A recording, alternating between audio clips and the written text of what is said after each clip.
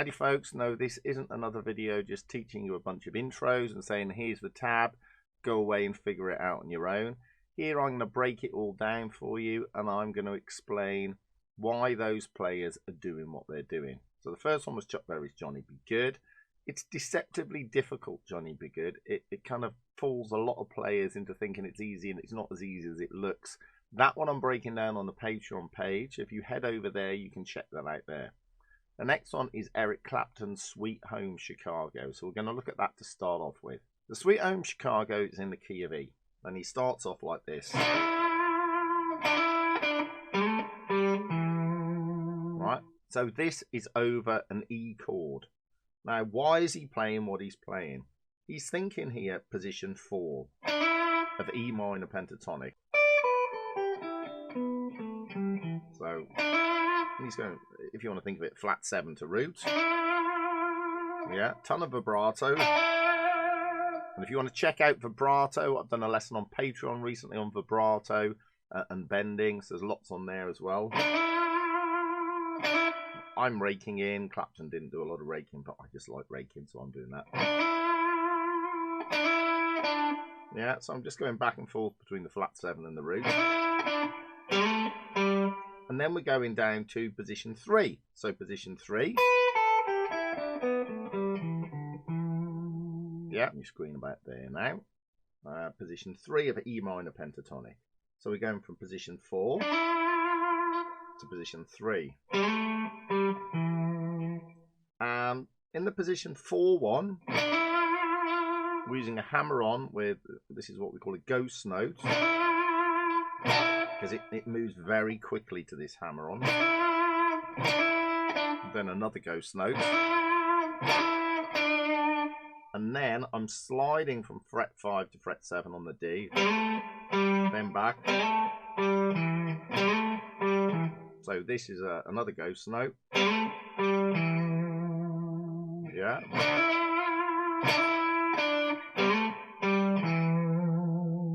A nice aggressive vibrato. Clapton had a very aggressive vibrato. I really like. The more I listen to it, the more I like it.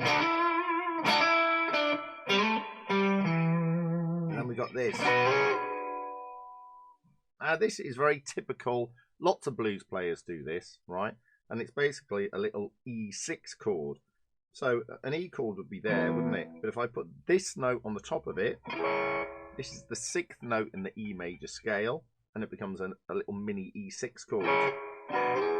And you'll often get it like that, with that little tone sliding up into the 6th chord and then back.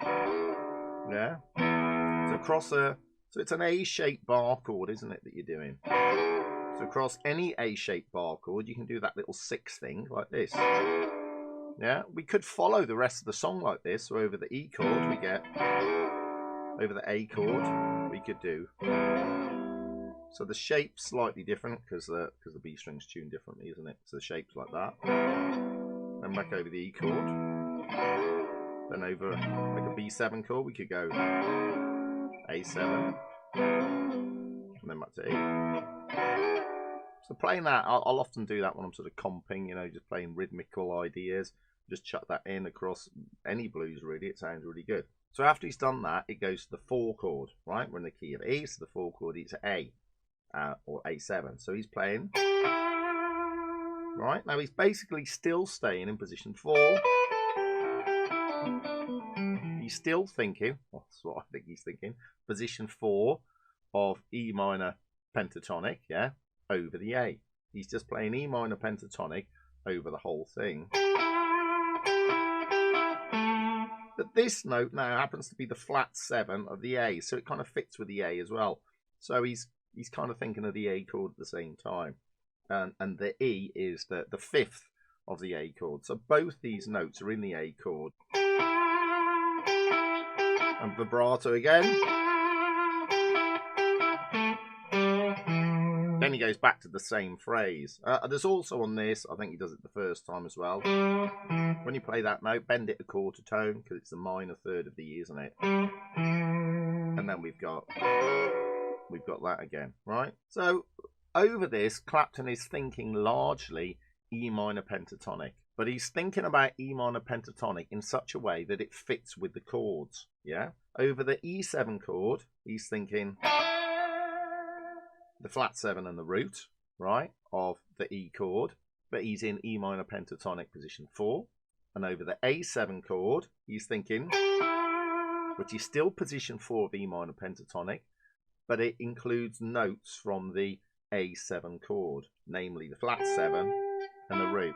So that's why it sounds good, because the kind of main theme that he's playing over each chord contains notes from within the chords. And then a little bit after it is he's repeating it twice. So that gives the whole phrase sort of coherence and something to hang your hat on, if you like. Yeah, and with the vibrato and everything else, that's what makes it cool. Let's go on to the next one. So the next one is Joe Bonamassa from a song called Blues Deluxe. But I also put a picture of B.B. King up there because he's kind of nicked it from B.B. King, right? The start of it is this. Now, this is in the key of C, by the way. That's B.B. King's Sweet Little Angel. You know, I suspect that's where he's nicked it from, right? Here, he's just thinking C major, pentatonic position 2. Which is on your screen now.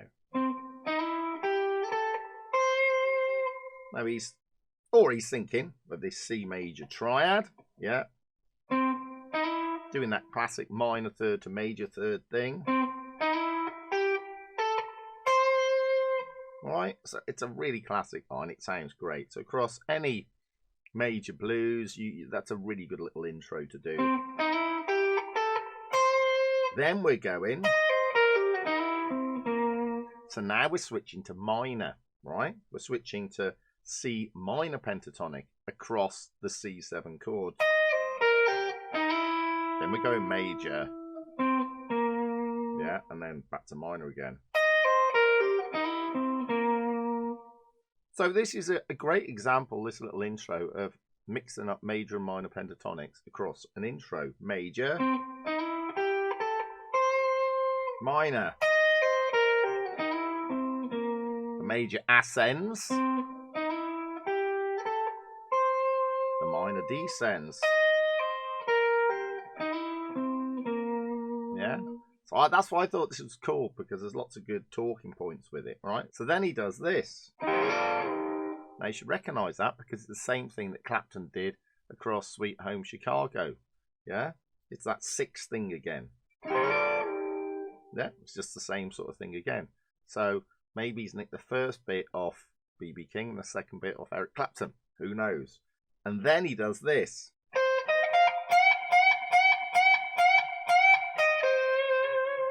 Right? Not sure where he's nicked that from, but it's definitely something I do a lot. But perhaps he's nicked it from me. Right?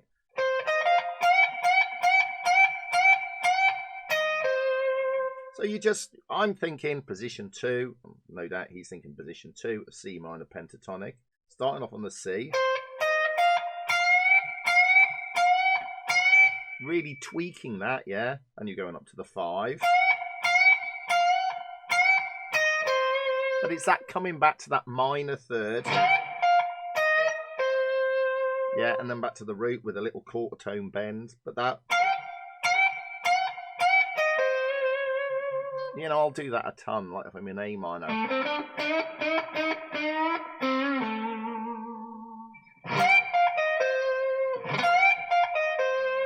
You know, so it's a move that I do an awful lot, probably too much, because it sounds good, that minor third to root thing. But remember to give it the quarter tone little twist, yeah? So that's what Joe Bonamassa, I think, is thinking across this. He's kind of thinking B.B. King, then the 6th thing, a little bit of Clapton, and then the little sort of minor third to root thing. But again, very cool.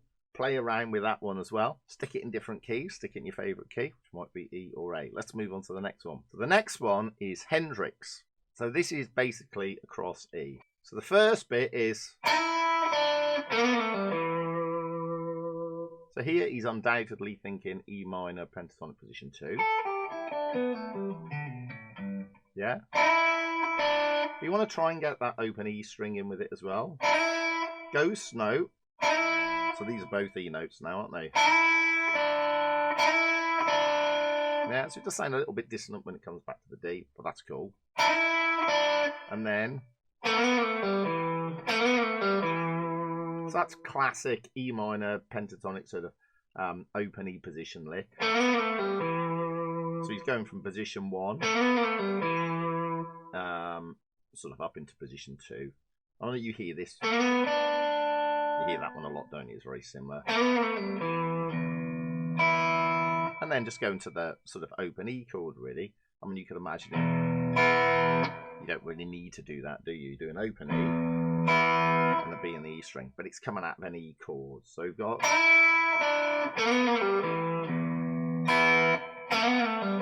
But it's quite slippy, isn't it? I see that as a slip. It's like slipping up and down. Yeah. And then you've got this. So here we're going. It's not really. You're not really going to a chord because he's just doing. Yeah. He's just sliding up into a D note. Yeah. So this is an approach note. So really, it's just going sort of D D D back to E. It's sort of creating a little bit of tension, if you like. And you should be playing it here. You'll hear a lot of people doing this little octave thing and muting the D string with your index finger. Yeah. And the right hand is doing some of those you'll hear. Because there's a little bit on the way back, isn't there? You got that little bit on the way back. You can play around with. Yeah, just those little. You often see them as X's, don't you, in tab? You know, those little X's make all the difference. But they're just muted strums, aren't they? And I feel as well Hendrix's playing can be quite sort of lazy at times, but lazy in a cool way. So I'm kind of thinking, yeah, it feels lazy. And then you got this. So now, undoubtedly, I say undoubtedly, I'm guessing he's thinking B minor pentatonic because he's thinking of this B chord. We're in the key of E, and the B chord will give it tension, yeah? You can hear it resolving. So it's kind of like B7, going back to E7.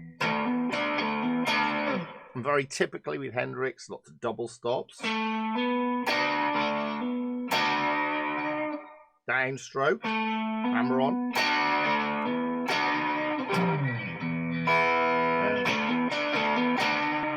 I think it is. Yeah, he finishes like that, doesn't he? Lots of vibrato.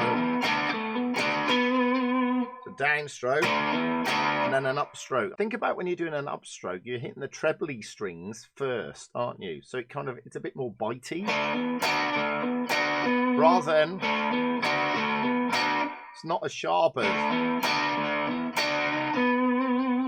It makes a difference. It's like when you're doing this, or it's not quite the same, is it? The first one is, it's sharper, yeah, and you get that kind of percussive thing going on. This is where rhythm and the way you pick things is super important. So you've got 3 classic intros there. Now what I suggest you do is learn the intros, yeah, but play them across different things. Play them across different backing tracks. I do this a lot, so put them in a different context. The other thing you can do is just nick little ideas out of them. So at the Hendrix thing, you might think, you might nick just that bit and just play that across an E blues backing track, yeah? And just goof around with it. And then maybe nick it, but then add your own things to it, like, I don't know. But just changed it very slightly, you know? Do that, play around with it. So don't learn these things in isolation. Learn them in context, then put them into other contexts, and then they become part of your playing. Because that's what it's all about, isn't it? You don't want to just be able to learn a bunch of songs, but not be able to kind of improvise and create your own style. To create your own style, you need to study other styles and then learn from them and put them in your playing and adapt them. So have fun with that. Don't forget to like and subscribe. Check me out on Patreon. You've got the Johnny Be Good thing on Patreon. Loads of other stuff on Patreon now. Catch you next time.